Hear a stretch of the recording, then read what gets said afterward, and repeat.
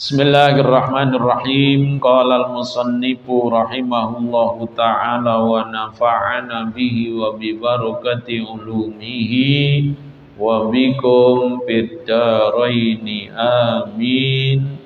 Al-ahkamus syar'iyyatu, hukum-hukum syara yang diambil dari ayat 183 surat Al-Baqarah sehubungan dengan perintah kewajiban puasa Ramadan.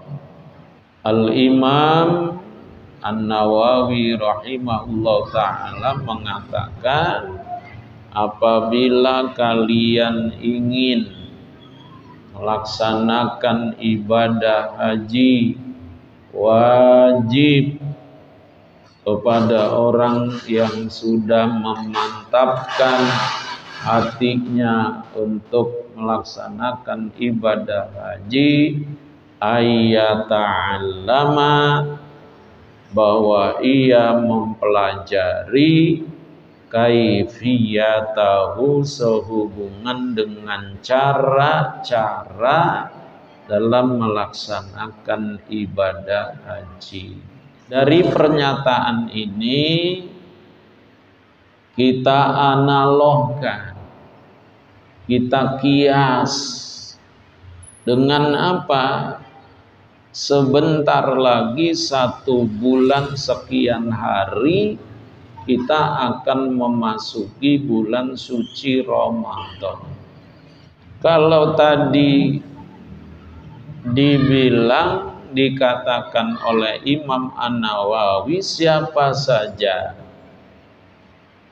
yang ada keinginan kuat untuk melaksanakan ibadah haji, wajib di dalamnya untuk mempelajari hal-hal yang berhubungan dengan ibadah haji. Nah, kiasnya bagaimana? Analognya bagaimana? Begitu pula seseorang yang akan melaksanakan ibadah puasa Ramadan, wajib pula untuk mempelajari cara-cara hal-hal yang berhubungan dengan ibadah puasa Ramadan. Kalau tadi haji wahada fardu ainin, mempelajari bagaimana cara-cara dalam melaksanakan ibadah haji, yang kita sebut dengan istilah manasikul hajj, wajib ain, fardu ain, mempelajari cara-cara dalam pelaksanaan ibadah haji.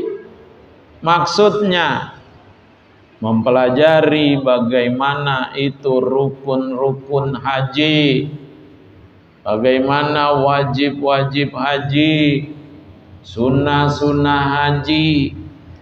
Wajib itu fardu ain. Begitu juga ketika kita akan puasa, wajib kita pelajari mana yang menjadi syarat-syarat dalam puasa, mana yang menjadi rukun-rukun puasa, yang membatalkan puasa, sunnah-sunnah dalam puasa. Hukumnya wahada fardu ainin, adalah wajib ain, atau juga disebut fardu ain. Boleh fardu ain, boleh juga wajib ain.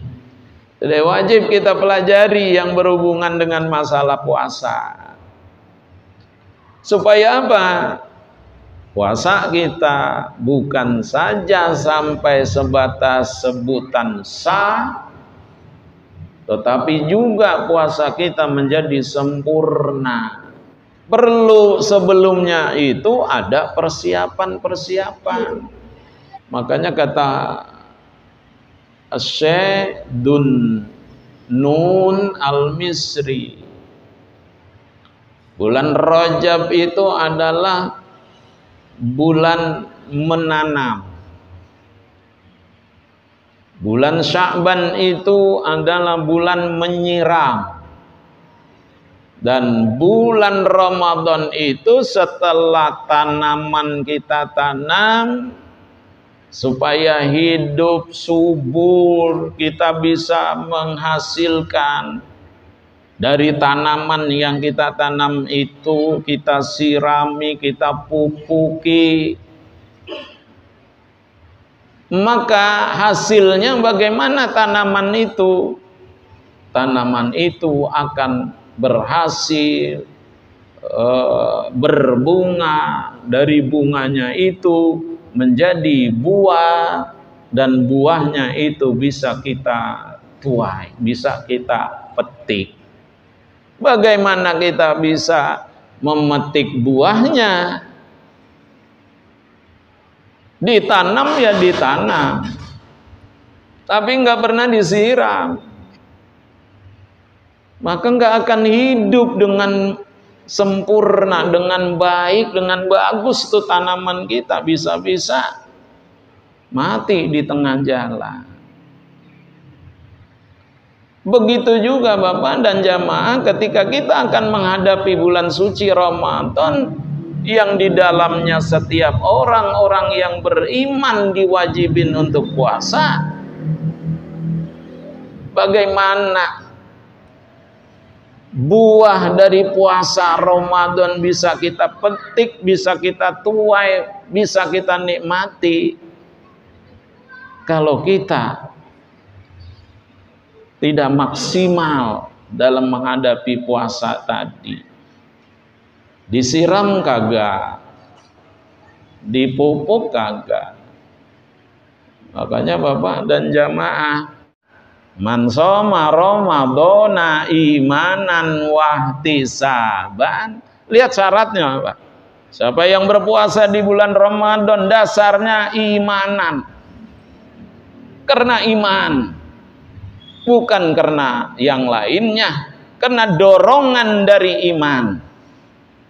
Di mana setiap muslim, orang-orang yang beriman diwajibin sama Allah untuk berpuasa. Makanya ayatnya 183 Al-Baqarah, ya ayyuhalladzina amanu, hai orang-orang yang beriman. Tuh, orang-orang yang beriman. Jadi seperti itu Bapak dan jamaah.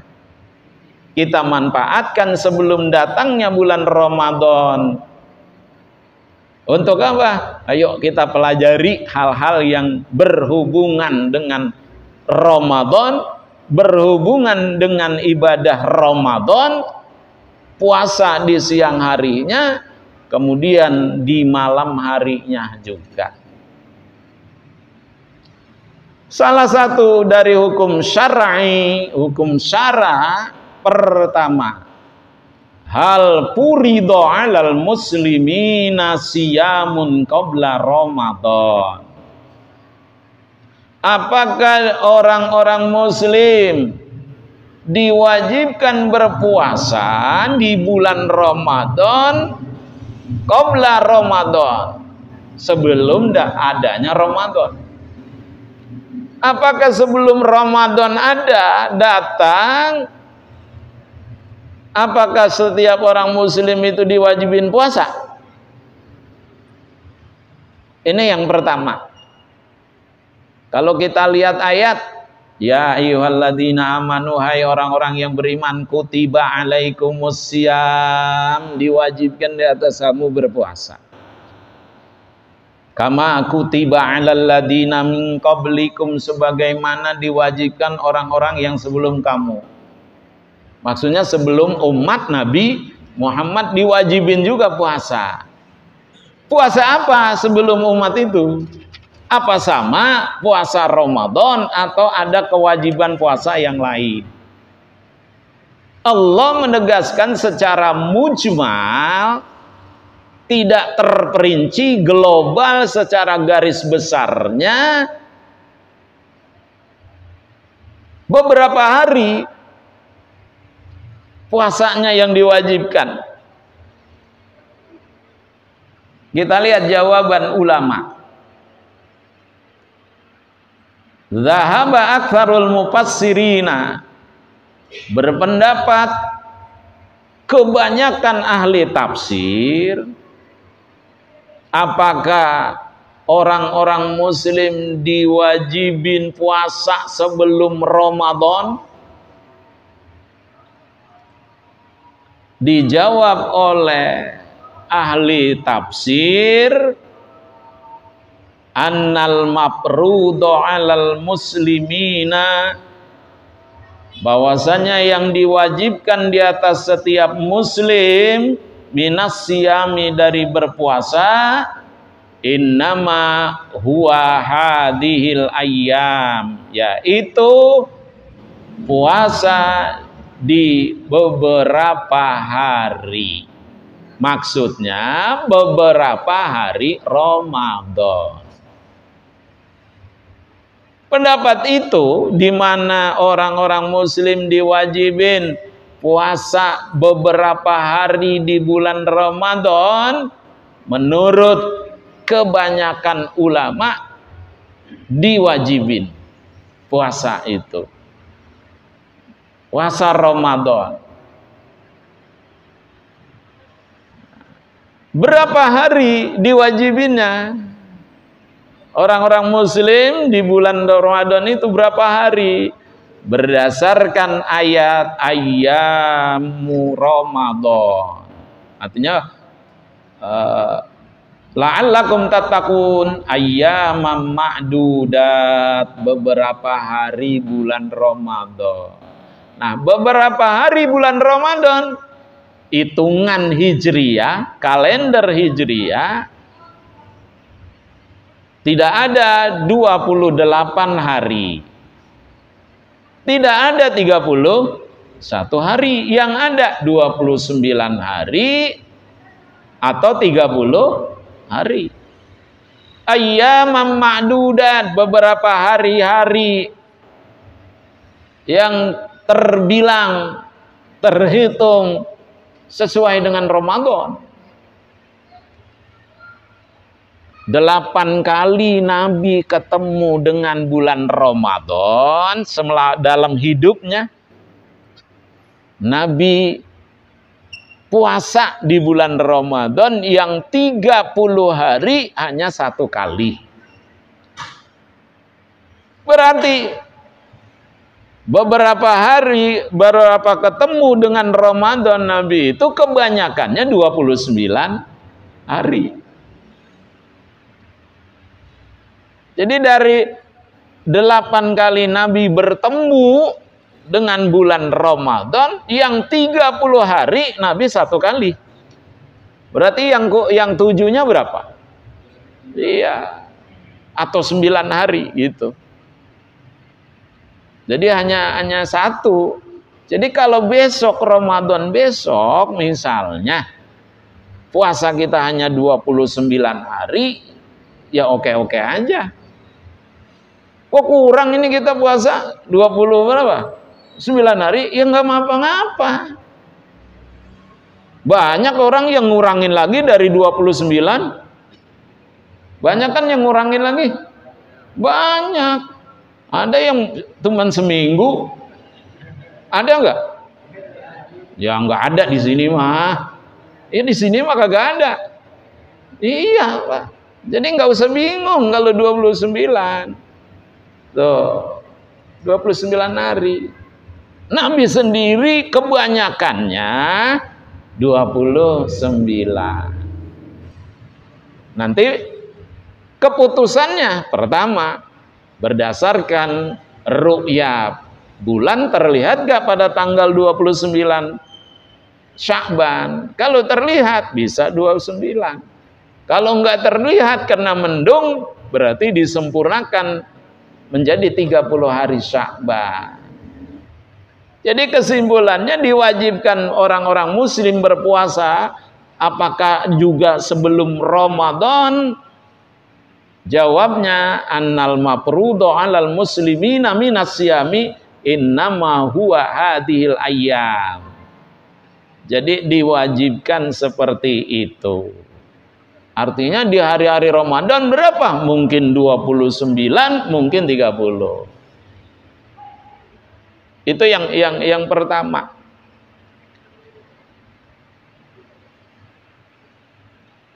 Nah, kemudian yang kedua, ma huwal maradu was-safarul mubihu lil iftar. Sakit dan musafir safar yang bagaimana yang dibolehkan enggak puasa. Jadi ukurannya sakit yang bagaimana dibolehkan untuk tidak puasa. Nih Pak, di kitab ini nih ada pendapat sekiranya ada orang sakit telunjuknya cantengan, jempolnya cantengan. Jadi menurut pendapat di sini nih ada, itu katanya boleh dia buka. Ya teman, kan kita berpikir matang, berarti bang sakit cantengan di telunjuk, di jari-jarinya ataupun di kakinya, tibang gara-gara yang kayak begitu ya nggak puasa. Saya rasa semuanya juga antar puyeng. Sakit apa nih? Gigi. Ini ada pendapatnya Pak. Nah, bolehkah kita ngikutin? Ya kalau bisa mah ya jangan Pak. Banyak kan kagak apa nanti puasa. Tapi pendapat yang lebih kuatnya tibang gara-gara sakit apa? Gigi atau jempolnya, baik jempol tangan ataupun kaki dan sebagainya, ya enggak harus puasa, enggak harus buka. Nah, ada kriterianya, batasan-batasannya. Seperti apa? Kita lihat, istadalla jumhurul fuqaha'i, berdalil jumhur ahli fikih. Jadi kebanyakan ahli fikih, mayoritas bagian besar dari ahli fikih berdalil ala annal maradul yasira alladzi la kulfata ma'ahu la yubihul iftar. Kata jumhur ahli fikih bahwasanya orang yang sakitnya, yang kira-kira kalau dia sakit dia lanjutin puasa, pertama mungkin sakitnya nambah sakit, terusnya sakitnya amat berat, membahayakan kalau dia terusin puasa, atau dikhawatirkan sembuhnya lambat. Nah, itu ukuran penyakit yang dibolehkan nggak puasa. Jadi kalau dia lanjutin puasa juga mengakibatkan apa? Penyakitnya jadi nambah, nggak sembuh-sembuh. Boleh dia nggak puasa selama Ramadan misalnya. Cuman nanti kalau sembuh, kalau sehat lagi ya wajib dia apa? Dikodo. Cuman yang mengkodonya ini yang ribet. Ribetnya bagaimana? Yang barang-barang aja kita puasa. Ada yang jebol, apalagi puasanya hanya sendiri, Pak. Tuh. Jadi karenanya ayo kita pertahankan, kita jaga dan nih jangan sampai jebol. Ya. Jangan sampai jebol. Lu nggak puasa, perut gua lagi emah gua lagi apa? Lagi kambuh. Tuh. Jadi kita lihat. Jadi ukurannya, standarnya orang itu boleh nggak puasa berbuka kalau sakitnya amat berat.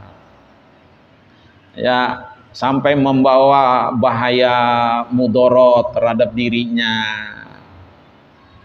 atau nambah sakit lagi penyakitnya, atau lambat. Nah, itu dibolehin, sebatas dibolehin. Ya, sebatas dibolehin, istilahnya namanya rukhsah. Kalau bahasa kitanya, bahasa kerennya rukhsah itu dispensasi. Kemudahan. Kemudahan. Lah, dalam sholat juga kan ada dispensasi. Kalau musafirnya sampai menempuh jarak seperti dibolehkannya kosor, itu boleh nggak puasa, dengan catatan berangkat pulang kampungnya musafirnya itu sebelum batasan awal puasa. Batasan puasa mana? Batasan puasa adalah subuh. Kalau berangkatnya habis subuh wajib puasa, nggak boleh dibatalin. Yang didispensasikan kalau berangkatnya sebelum subuh. Jarak tempuhnya berapa tadi? Kurang lebih 16 parsah. Ukurannya 16 parsah itu sekitar 88 kilo, 656 kilometer. Udah dibuletin aja 89. Kira-kira pulang ke ke Bandung mencapai gak 89 kilometer? Kalau udah ke Jawa sih udah pasti kan. Udah pasti. Demikian yang kita pelajari malam ini, mudah-mudahan menambahkan wawasan keilmuan kita sehubungan dengan puasa.